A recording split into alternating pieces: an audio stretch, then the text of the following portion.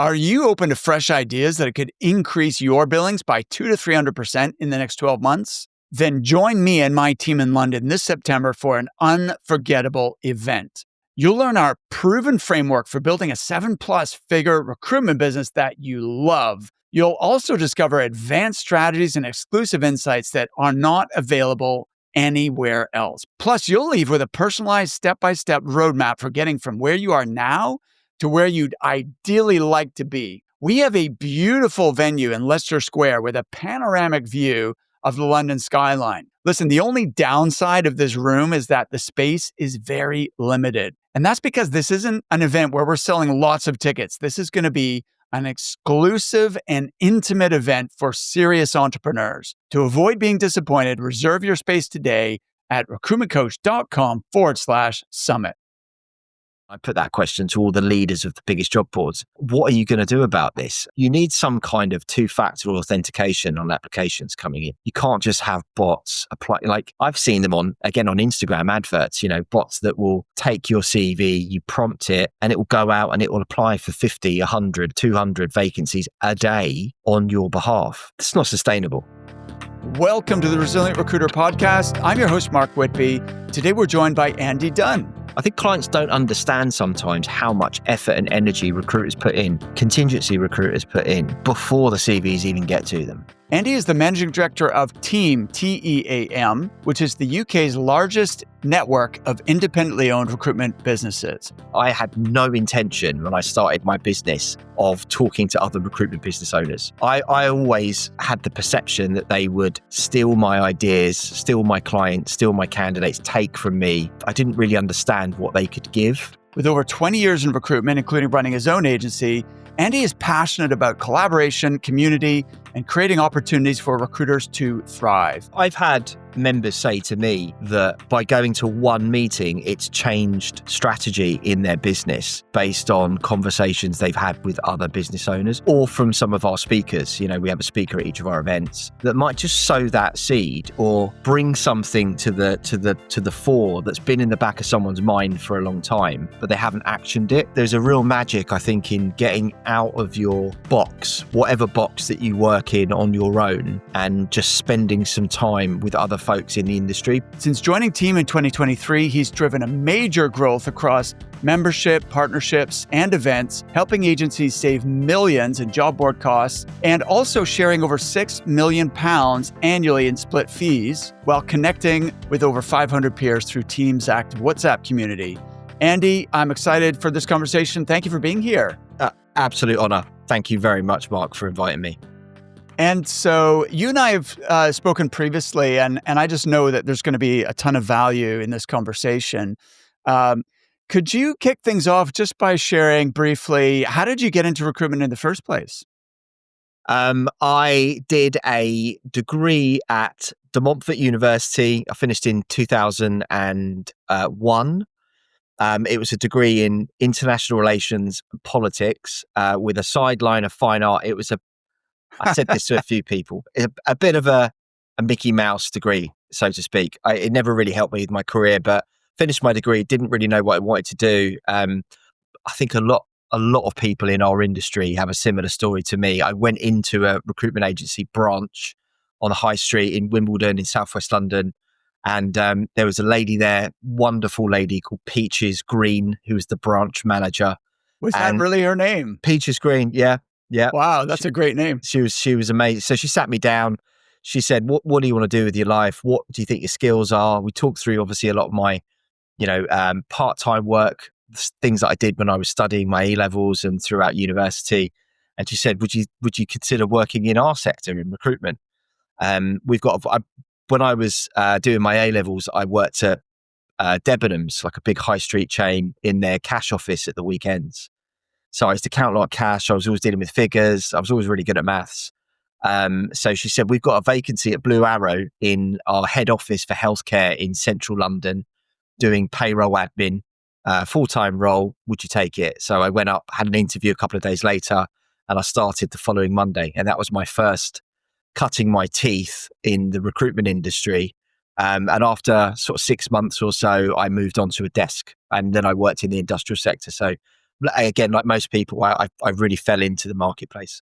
So you actually started in an admin role and then moved into a recruiting role. Yeah, yeah. So Okay, I interesting. was doing the payroll for probably 300, 350. Um, they were like nursing assistants, locum doctors, nurses, yeah, working in the healthcare sector.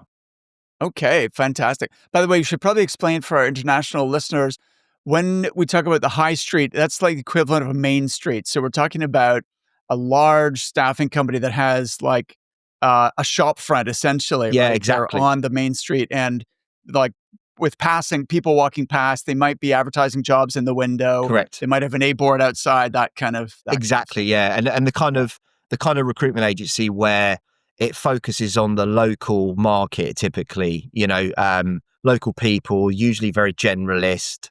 And you're absolutely right. We used to spend a lot of our time printing up job adverts and sticking them in the frames in the windows and stuff, and registering people as they're coming off the street.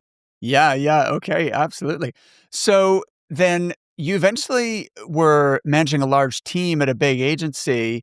Can you tell your like I'd love to hear your journey. We're going to talk about team and that what kind of the trends are in the overall recruitment industry, but I'd like to hear your journey first in terms of, going from corporate to launching your own firm. Yeah, it's really linked intrinsically to team as well. My journey, because I worked in one of these big corporate, really established national recruitment agencies. I then got headhunted by a small independent family-owned recruitment business, again in Wimbledon, to do business development and semi-run a desk. I was there for about 2 years. It was a company called Southern Recruit. I did that for a couple of years and I was still living in South London. My daughter came along in 2006. That job was never ending. We won a really big contract with Tesco's, which is one of the biggest supermarkets here in the UK. And we were doing all of the driving and logistics recruitment for them on a managed service contract. So we were placing over 100 articulated lorry class one drivers every single day. And I was working 24/7. I literally never had any time off. So I decided at that point that I wanted to move into a different sector.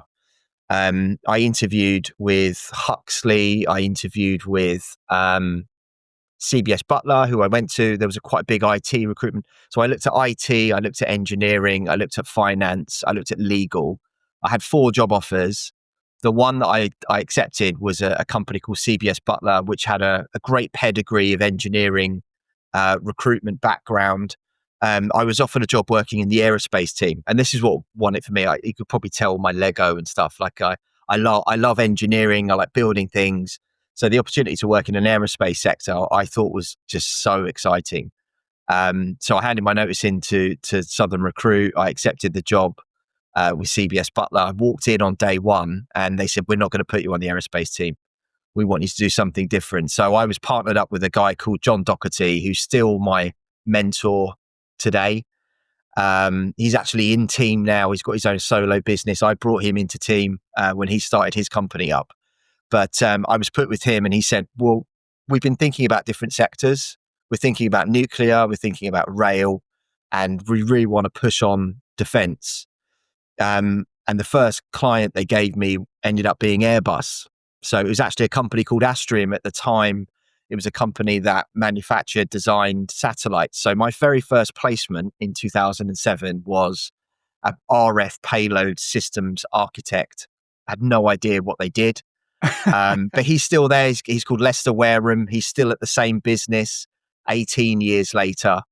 It was a great experience, but that's how I got into that business there. Wow, that's quite a change from going from placing like hourly workers like drivers Mm. and logistics people to placing This guy aerospace designed, engineers. so he designed the payloads that went inside the satellites that went up into orbit. Wow. So it was all of the sensors, optical equipment, all of the communication. It's a Cool. fascinating industry to work in. So Andy, at what point did you decide? Because I think you had your own recruitment business as well, right? I was at CBS Butler for 7 years. I basically grew a team around me and the work we were doing. So kind of at peak, we focused mainly in the defense sector. So we worked with companies like BAE Systems, MBDA Missiles, Talis, Lockheed Martin, Northrop Grumman, lots of big American defense companies that were established in the UK. And we worked across land systems. So I've worked on tanks, missiles, submarines, unmanned drones, weapon systems. We've worked in nuclear weapons as well. Like you name it, we covered some form of recruitment in almost all facets of the defense sector. I did it for 7 years. And I got to a point where I just wanted to do something on my own. I think we're all recruitment founders. They have that itch. I can do this. I can do this on my own. My kids were also very young at the time. So my daughter was probably 5 or 6, and my son was maybe 1 or 2. I didn't really see them very often because my secret sauce and why I was quite successful at that company is that I used to get into the office at 7. I was in the office at 7 a.m.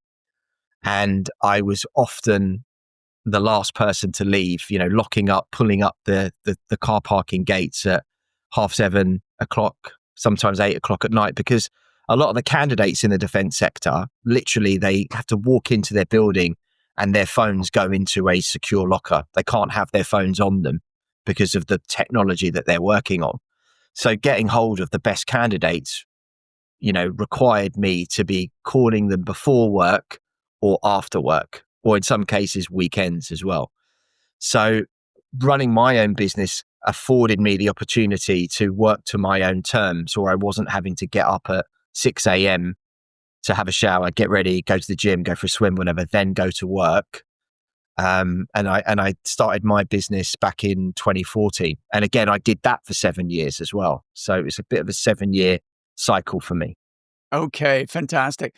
So, look, totally get the desire to have more autonomy, more control, more flexibility, but doesn't running your own business, especially starting a new business, involve like hustling and grinding just as much as you were kind of at your previous firm? In a completely different way. I was a lot of recruitment founders that come out of a big agency or a bigger agency. I was bound by a non-compete for almost 7 months.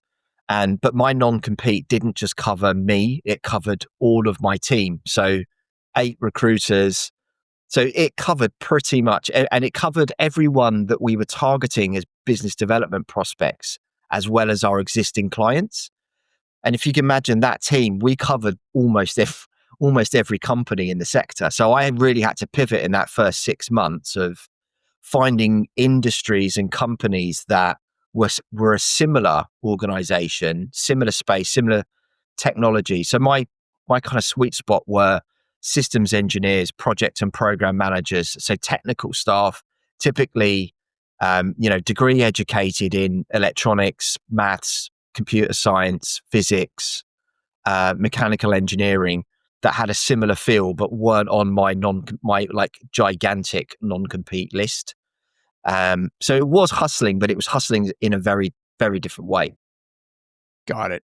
And so, what was the point at which you discovered team, or how did running your own business lead you to get into the team organization?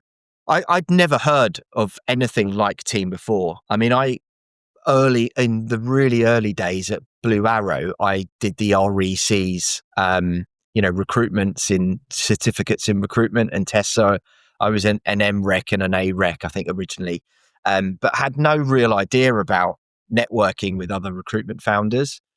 And I say this to a lot of people as well. Yesterday we had a meet the chairman, meet the MD meeting with lots of businesses that are interested in team but haven't joined us yet. And I say to them, I had no intention when I started my business of talking to other recruitment business owners. I always, had the perception that they would steal my ideas, steal my clients, steal my candidates, take from me. And I didn't really understand what they could give. I joined team that last week. I was at CBS Butler. My last day was I had to take his annual leave because I had 1 day left over. And it just so happened that was the Recruitment Agency Expo in London when it used to be held at Olympia. So not the great big version of what it is now at Excel. And I went there on the basis that I'm going to go and see what all the suppliers are selling, what services are out there, what tools are out there. The first stand that I went up to was Team. And they'd said to me, have you got your job boards yet? And I said, yeah, actually, I've contacted CV Library. I'm kicking off with them when I open the doors. It was in that first 1 month period, which had a cooling off period, which you could get out of the contract. The license for me was £330 a month, for 10 adverts a month, the database and the watchdogs. Through Team, so one of our USPs is the advertising deal. Team said to me, look, give us a call when you get back and we'll find out how much we can save you. And they knocked that price down to £200 a month from 330. And my team membership was £65 a month. So I was quids in just by doing that. And again, Mark, I had no intention of going to any of the meetings or going to any of the sessions. I thought, well, if it saves me that money, then it pays for itself. Not bothered. I was so wrong. I went to my first meeting. I pushed myself really out of my comfort zone, went into a room with kind of 25 other recruitment business owners. And just being in that room gave me energy, gave me ideas, gave me some structure. And I got to meet people that had done what I was doing now and I was attempting. I was right on those first steps of the path, the journey of having a business.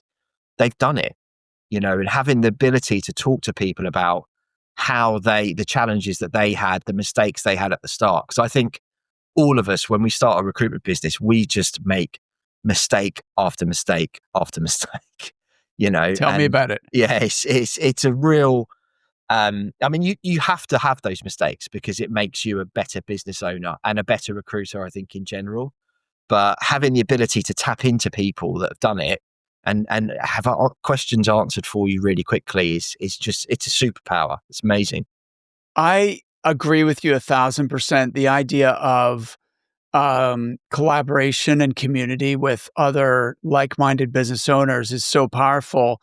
And I do think that shifting the old school, like when I was a recruiter as well, Andy, it was like the competition were the enemy, right? They were, the men and women down the road who are kind of doing similar to what we were doing. And the mindset was like, you don't talk to them or like tell them anything because they're going to steal your clients or that type of thing. But the reality is that your other small recruitment business owners are not your competition, right? The competition is companies who are trying to replace recruitment with AI, right? That's like a more real competition, or the big managed service providers or RPOs and that sort of thing.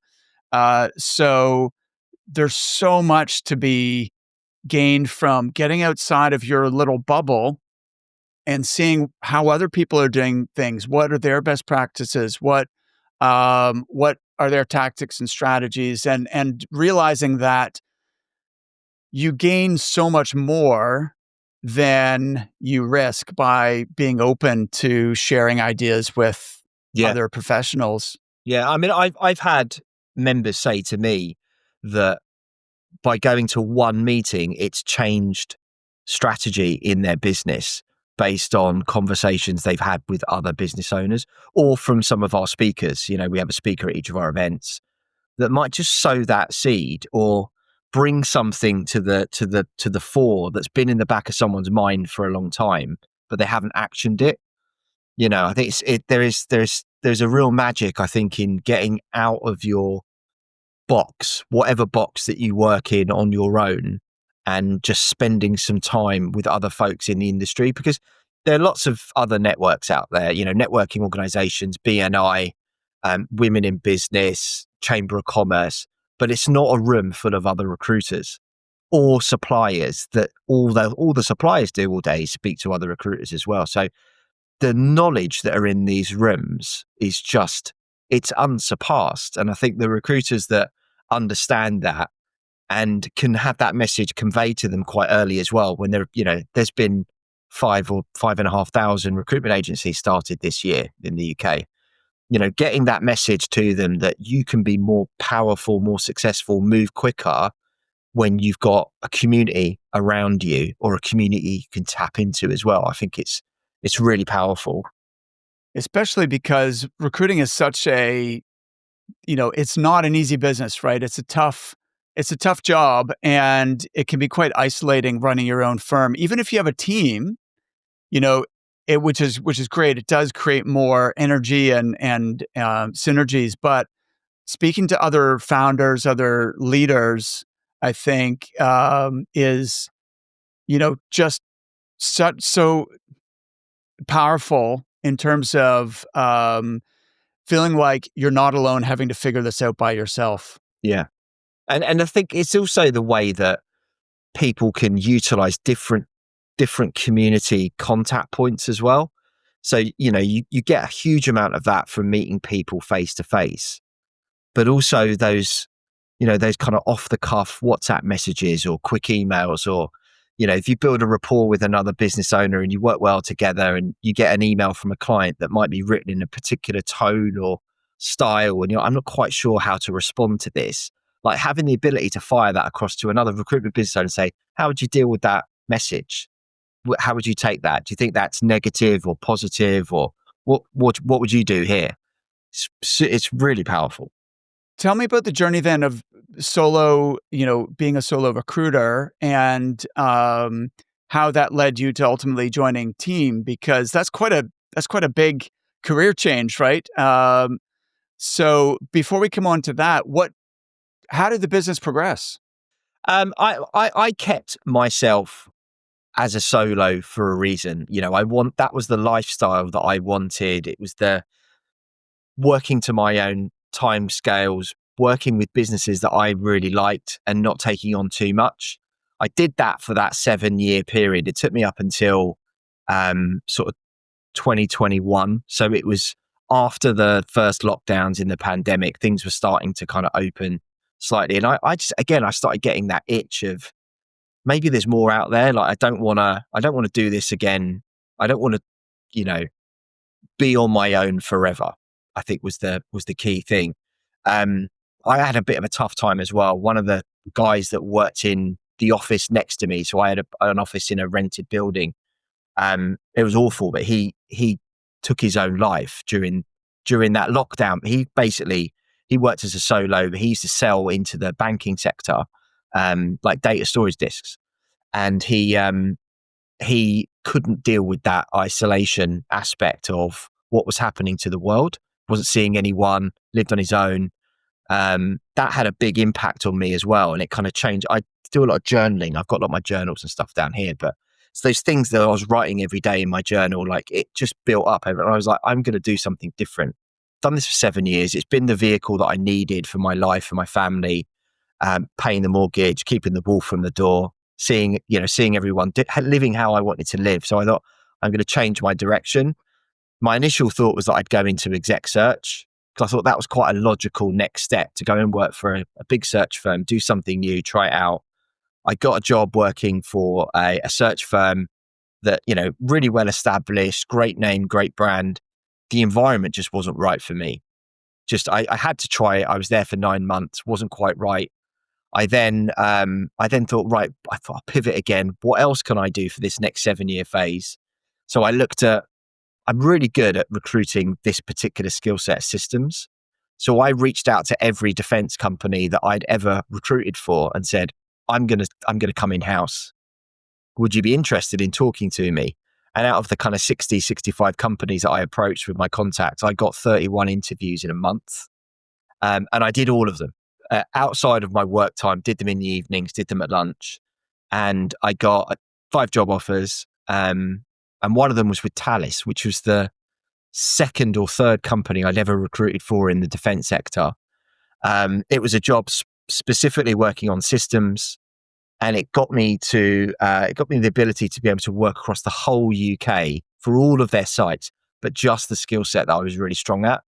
So I did that for a year, and again, that was the absolute max for me. But it was an amazing experience because I learned more stuff working in house of how to communicate and work with hiring managers that I never learned when I was a solo business owner or when I was running a team at CBS Butler. And I learned so much in that 1 year period, and like stuff I wish I knew earlier on in my journey. It was Can you speak more on that? Like what are some examples of things that you learned as an internal recruiter that have improved your communication ability to manage different stakeholders? I think it allowed me to get under the skin of the recruitment process and really understand the mechanics of how recruitment works in a bigger organization.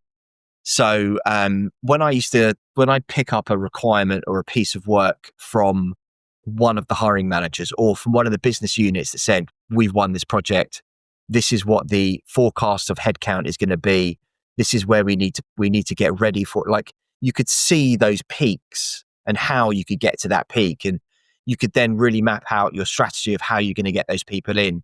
But an organization like Talis, we were getting hundreds, thousands of CVs, applications every month, because I had that quite deep understanding of what the needs were of the business. And this is the other thing I did as well, Mark.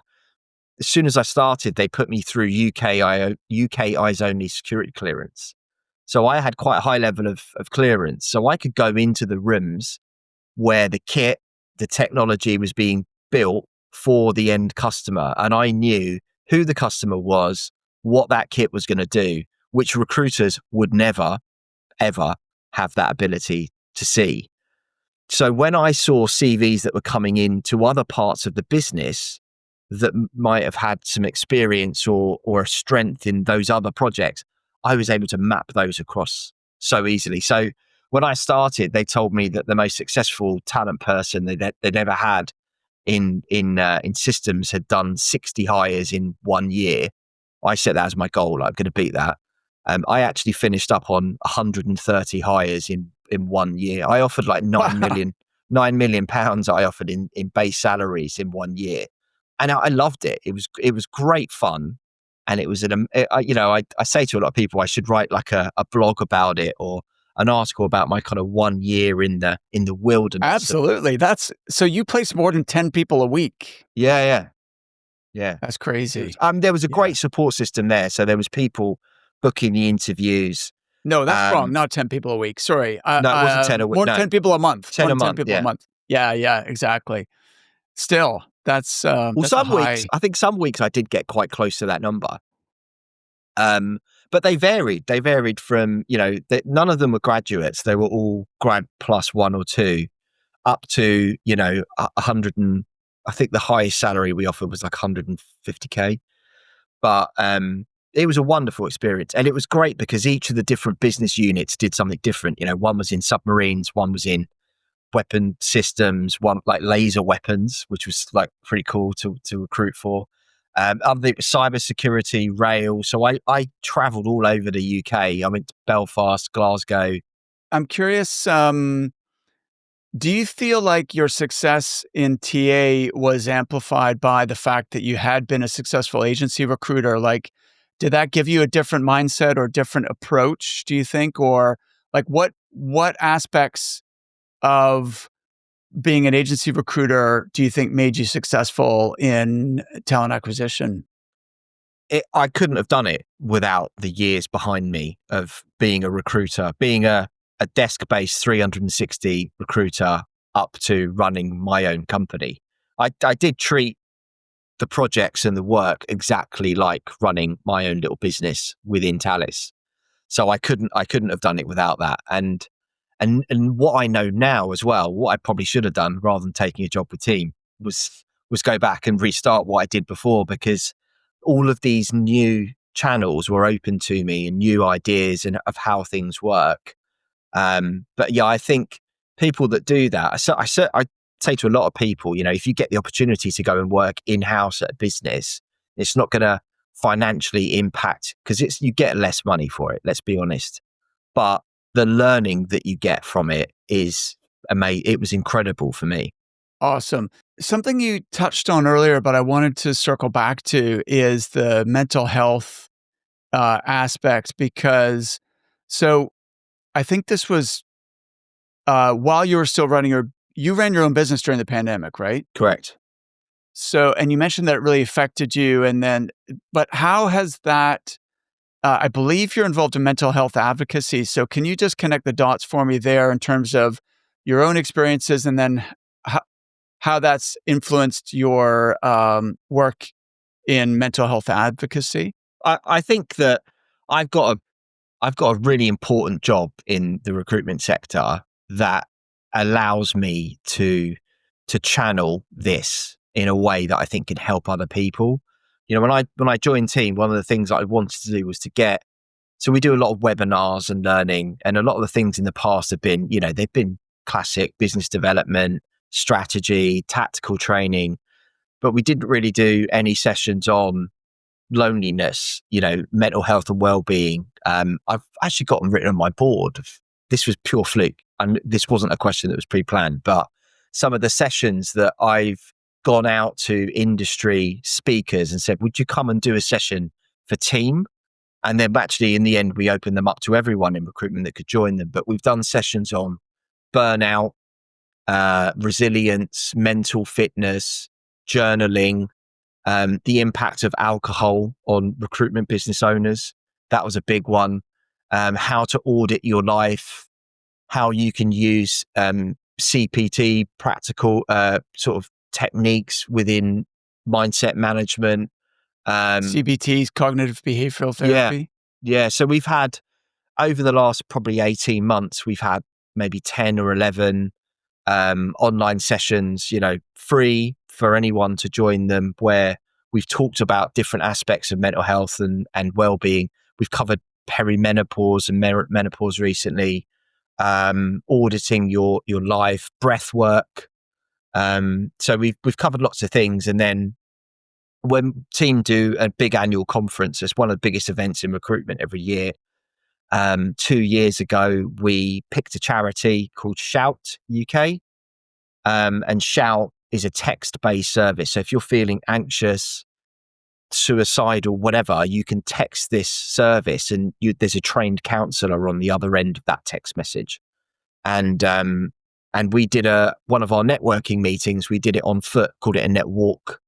Really successful. We had about 30 people on it. We raised, I think over the course of the conference itself, we raised about £3,000 for that charity. So we trained up 13 more counsellors just from one day, and we've tried to give back to it.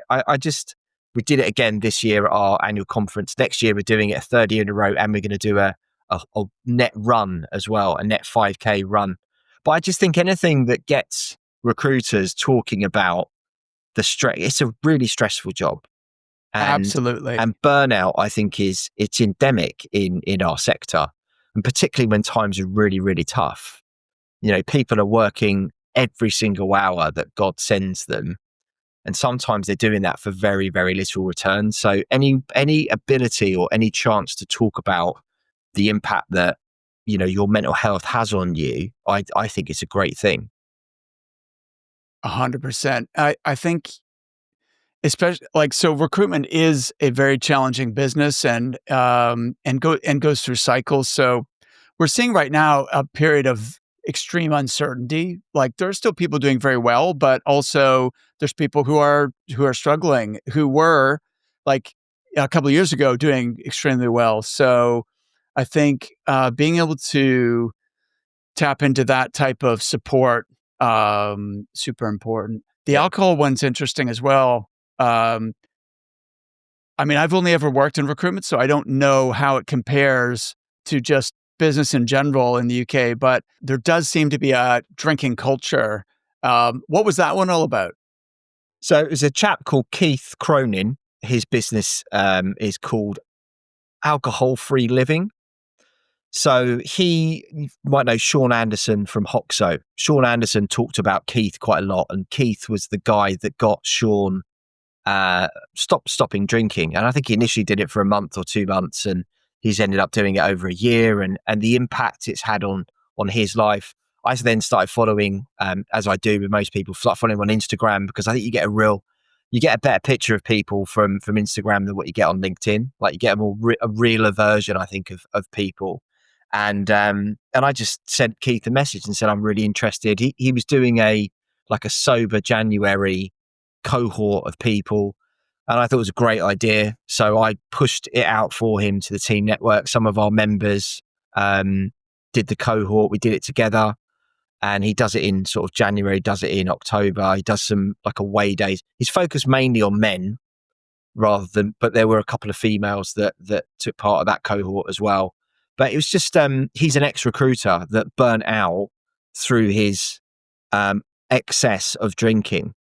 And it's just a great story. And he's a really motivational, impactful guy that he just wants to see people do better with their lives. And he can see how you can change your life by removing that thing that a lot of people really, really struggle to do. Yeah, absolutely. It's so fun. We probably lost half our listeners now who are thinking, "What, you're telling me I can't drink now?" Obviously, it's a personal choice, but I quit drinking probably almost 30 years ago. I was in my early 20s, um, and it's been, for me, it was the right decision in terms of increased energy, more level kind of emotional, well-being and that kind of stuff. But now we know that, because a lot more people have wearable devices like Whoop bands and stuff.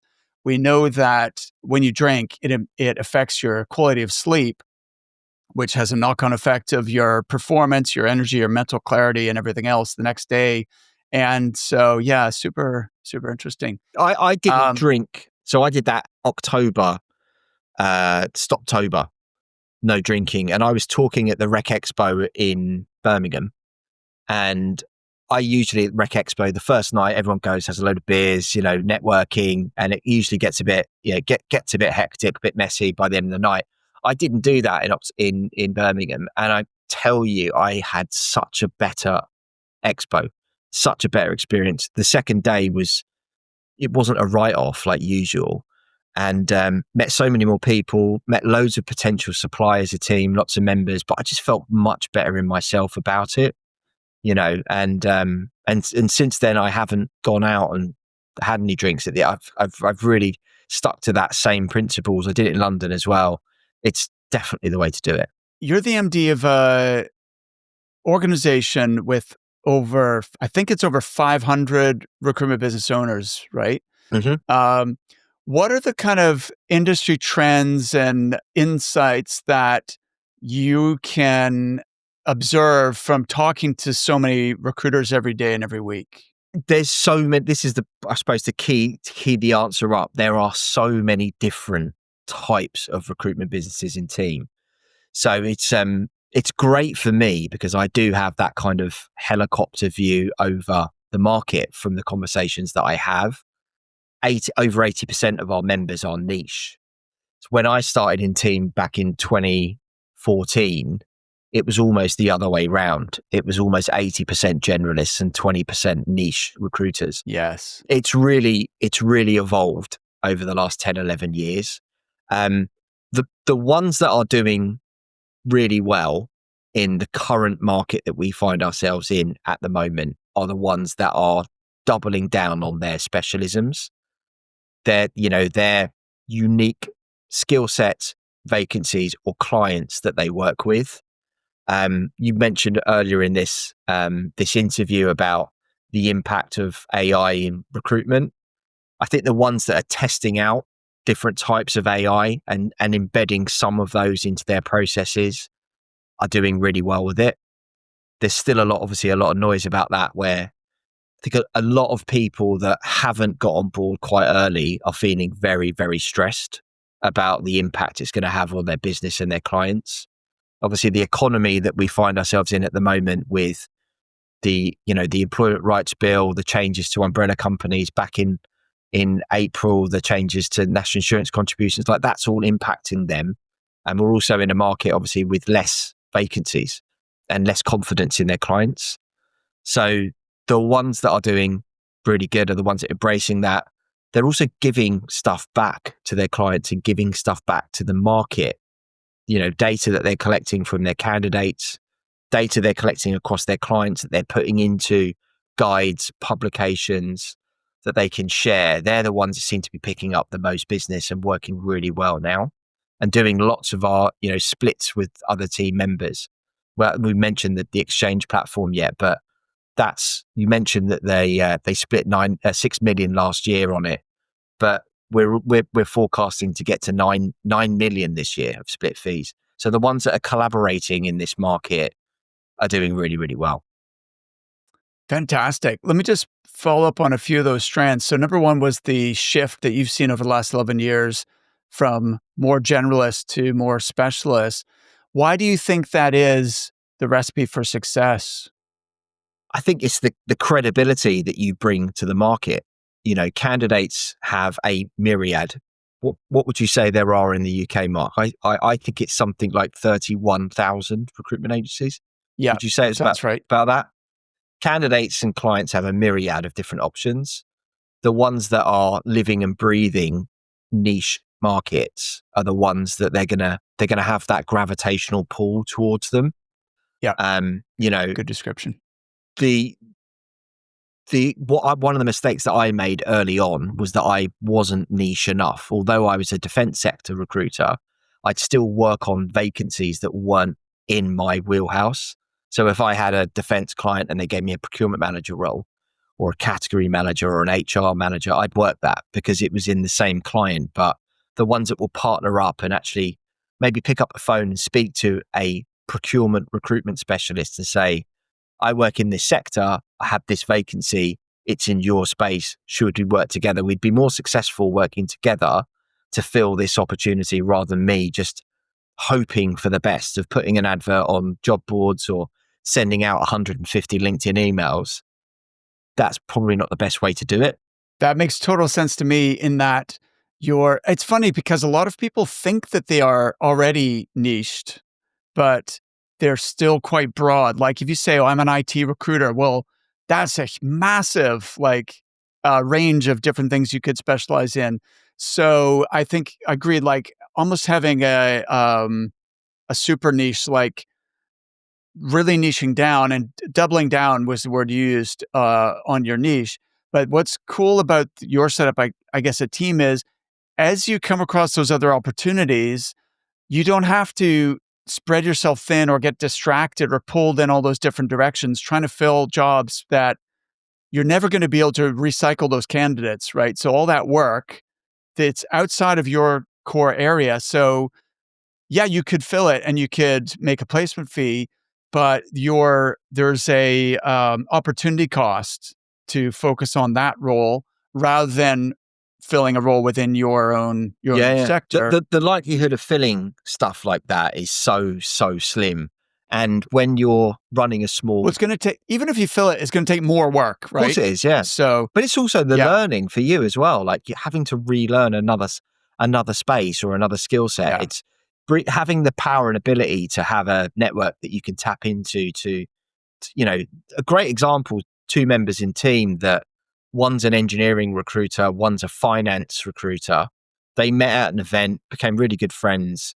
The finance recruiter had a vacancy at her client, which was actually an engineering company or an engineering vacancy. She brought the other member with her to the client briefing in person. And the client was so impressed that they walked away with that vacancy retained. So it wasn't even contingency. They went on to fill that. 2 months later, the engineering recruiter was offered a finance director role at her client, and she did the exact same thing, and both roles they were filled, and they split £40,600 together because they leveraged on each other's strengths, and they had a relationship where they were so comfortable that they would allow the other recruiter to speak to their client as well. The client knew exactly the setup, and it was the best solution for all three parties, you know. Yeah, love it. That's cool. The other thing you mentioned is recruiters who are providing market insight, data, publications, they're adding value to clients in that way.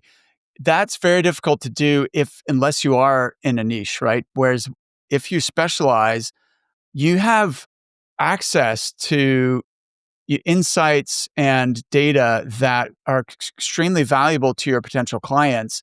And by sharing those, you become not just another recruiter, but you become a consultant, a thought leader, someone who's adding value and helping clients over and above just filling jobs as well. So, what's the best example of that you've seen in among your members? They're not a member, but I'm going to give you a really amazing example. And then I'll give you a second one to remember. But the best one I ever had directly, when I was at Talis, I was approached by 300 recruitment agencies in 1 year wanting to get Crazy. onto Talis's preferred supplier listing. One of them used to send me a quarterly report on the market. So page one, and it was 2 pages, but it was just so full of valuable data that I used to read it and use it as well in my role. But page one was all of our competitors. They used to scrape their website and they tell us how many vacancies had gone on in each skill set, how many had come off, what were the salary bandings, what were the locations that they were hiring. So it was a really great snapshot as to what we were up against for our competition. Yeah. The second page was all about the insights of the candidates that they were speaking to since the last report. So how much salary expectations they needed, what were the factors, the impacting factors of why those candidates were changing jobs.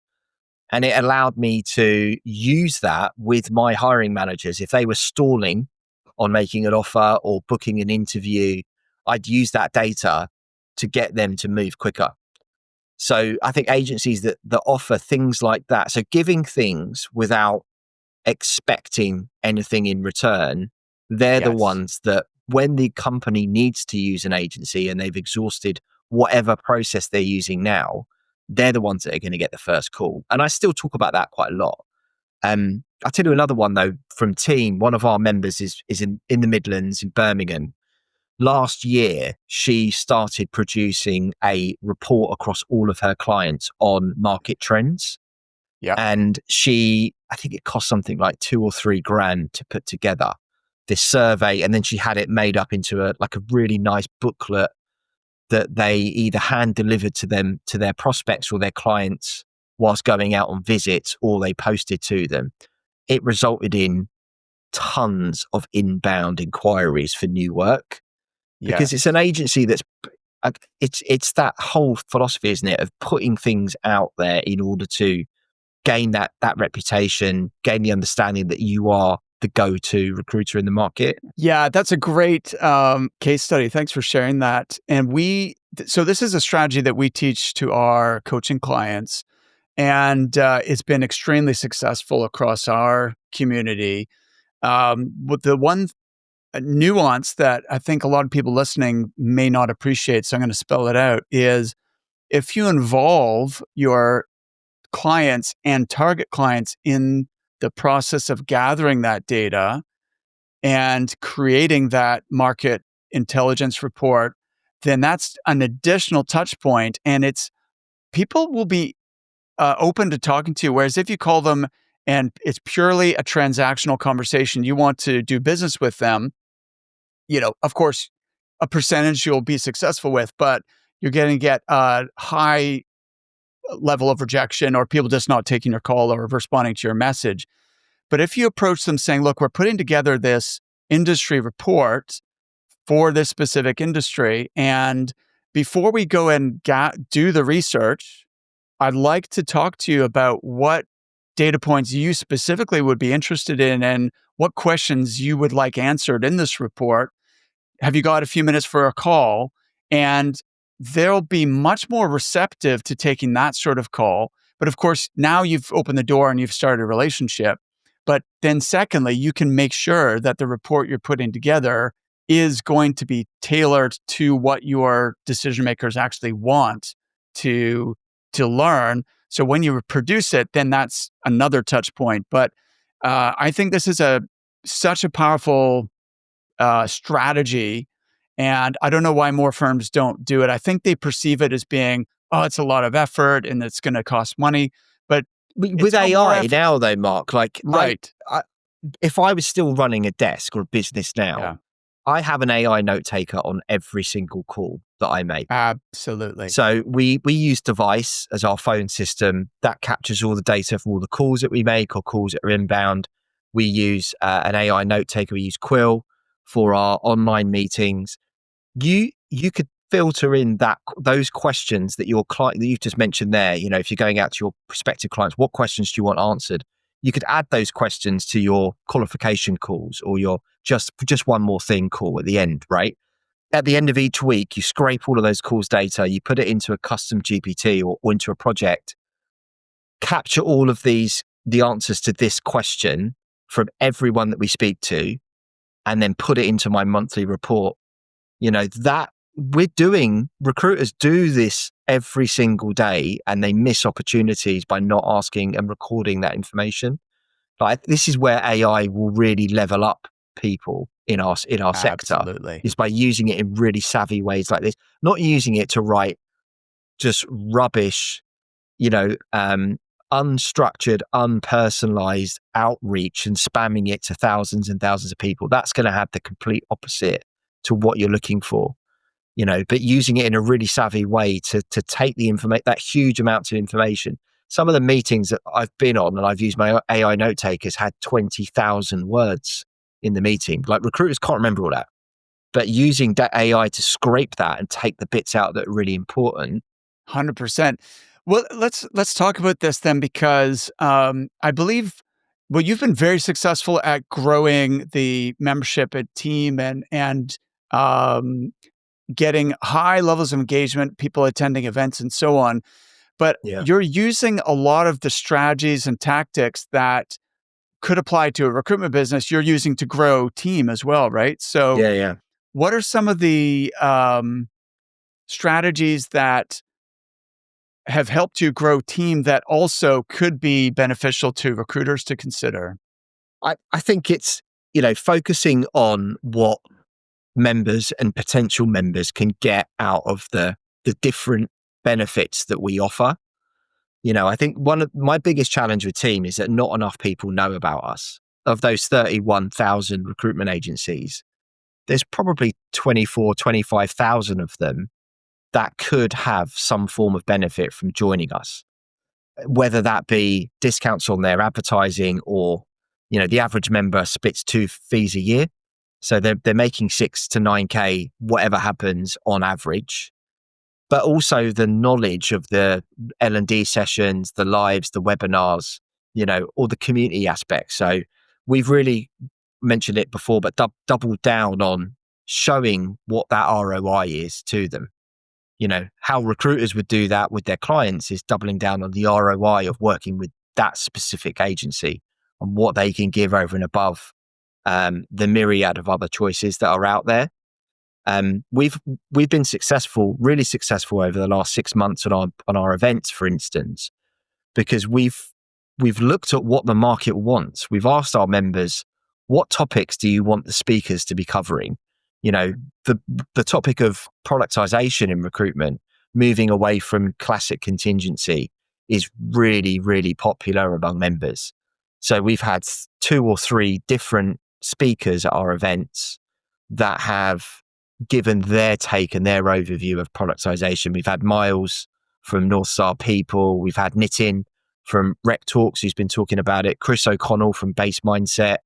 That is one of the things that, you know, BD is it's the top topic of conversation for all recruiters at the moment. And being able to use BD to actually productize your service has been really, really successful. But before we move on, can you say a little more about that? So, because this is something that I'm passionate about as well, is how do you package your service and make it a solution? So we tell our members, stop selling recruitment and focus on, you know, solving problems for your clients? How could you create a solution and package that solution so it's completely unique in the marketplace? And number two, clients understand the ROI and they also understand the delivery of exactly what they're buying. So, what's the best example of that you've seen? I think you need to really understand what the challenge is for each unique client before you have it. But having you mentioned like almost like a menu of services. What are the challenges that that business has? Is it that their hiring managers are terrible interviewers? Uh, is it that they're so busy they don't have the time to physically interview, and you have great big gaps between screening, first interview, second interview? Do they have an influx of candidates directly, which is slowing down the entire process?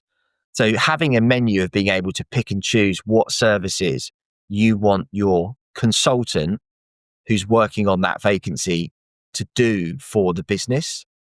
We talked about quite a few other members and suppliers about this, like how many clients would be open to the idea of the recruitment agency screening the first round of CVs that come in from all avenues, and just making sure that only the best and most appropriate fit candidates get through. Most companies, if you, I haven't got exact examples of this, but most companies that our members have spoken to about this, the clients are interested in that as a service. But again, particularly in this world of everyone using AI to write their CVs, it's so difficult to filter out the good ones now, right? Because they're all carbon copies. Absolutely. And when you post a job on LinkedIn, you get hundreds of applications and a lot more like bot applications as well, Yeah. which is, cluttering up and making it hard to find the good candidates. I put that question to all the I was at an event, Job Boards Connect. So all the biggest job boards across the UK are at this event. And I put that question to all the leaders of the biggest job boards. What are you going to do about this? My thought is that you need some kind of two-factor authentication on applications coming in. You can't just have bots apply. Like I've seen them on Instagram adverts, bots that will take your CV, you prompt it, and it will go out and it will apply for 50, 100, 200 vacancies a day on your behalf. It's not sustainable. Absolutely. But that creates an opportunity for recruiters, right? To say, Completely. look, there's a tsunami of applications, most of which are not relevant. Let us filter them for you and do the pre-screening. So like channel the applications to us. We'll take that off your hands. Yeah. But also things like hiring manager training, rewriting the job descriptions in a proper way. That was one of the things that I really learned really well when I was in-house. Was most job descriptions are ancient. They've been regurgitated and just not updated for years and years. That is a chargeable service. Going in, spending quality time with the hiring manager or their team, rewriting that brief, making sure that it's actually fit for purpose, taking that out to the market.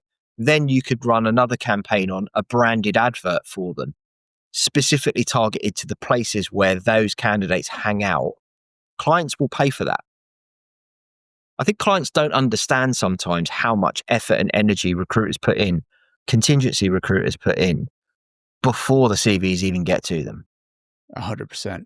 Yeah, exactly. Um, I believe you've just hired your first remote team member in another country. Can you tell me about that? Yeah, so Kim joined us at the start of this year. She's based in South Africa. She worked in recruitment for 16 years.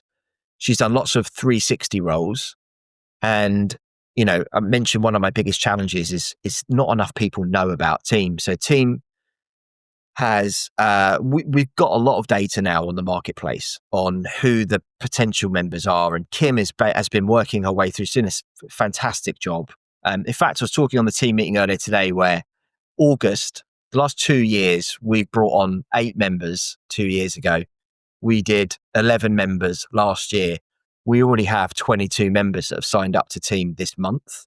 And Kim's had a that's big huge impact jump. on that. So she's doing that first stage, almost like an SDR for team, speaking to organizations that haven't heard of us, giving some of those key benefits. The tough thing that she has for all of us at HQ is that there's so many different benefits of team members that trying to cover all those benefits and facets in one call is quite difficult.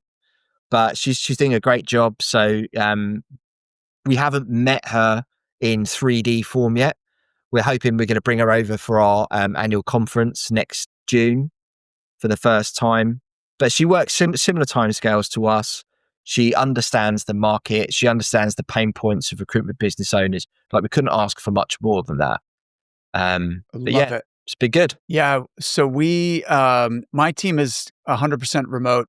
Me and Sanjay, who you've met, are the only ones based in the UK. And then we've got my COO, Lisa, is based in South Africa. Joshua is in our operations and member support team, is in Ghana. Rachel, who's been with me the longest, she's our operations manager and also the podcast manager. So I'm sure you've interacted with Rachel. She's in the Philippines. My EA, Mary, is in the Philippines. And then our team of our coaches are also international. So we've got coaches in the US and the UK and South Africa.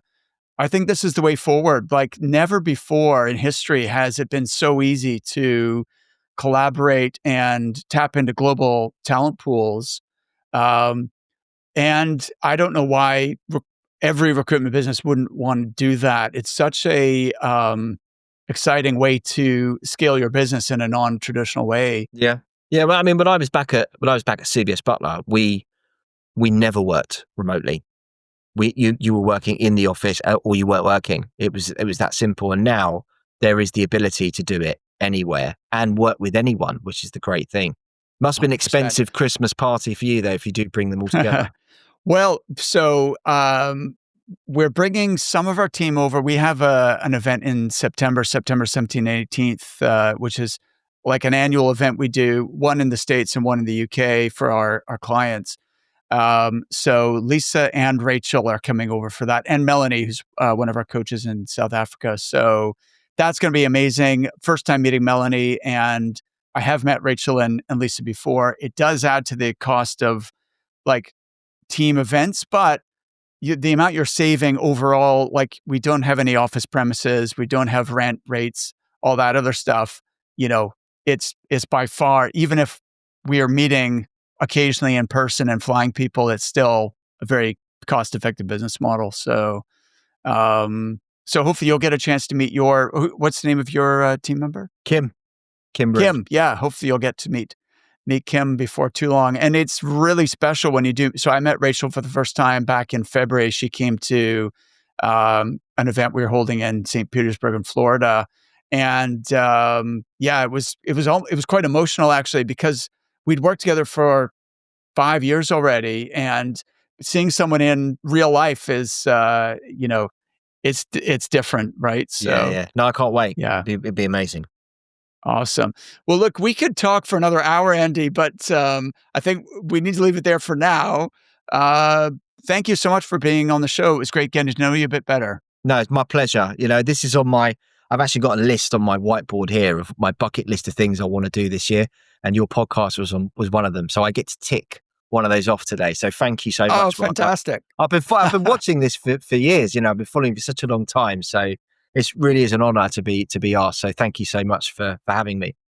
Oh, that's brilliant. I've been following you for years as well. So I don't know why this didn't happen sooner, but better late than never. Perfect. Well, thank you so much. Thanks, Andy. Have a great day. You too.